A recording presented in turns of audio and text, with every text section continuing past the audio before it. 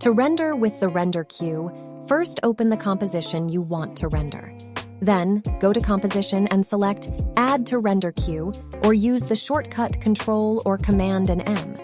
In the Render Queue panel, choose the output module you want to use, where you can select the format and codec for your output file.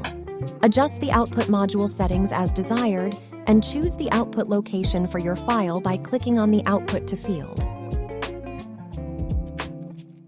If you want to use these render settings for future renders, click on the arrow next to the output module and select Make Template from the bottom of the list. Click Edit to ensure that everything looks correct. Name the template and click OK.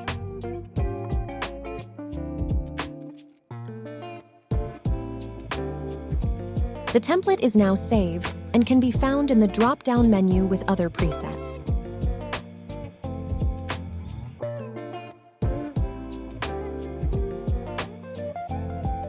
To apply a preset to all compositions in the render queue, select everything and adjust the settings, or choose one of the presets. Finally, click on the Render button.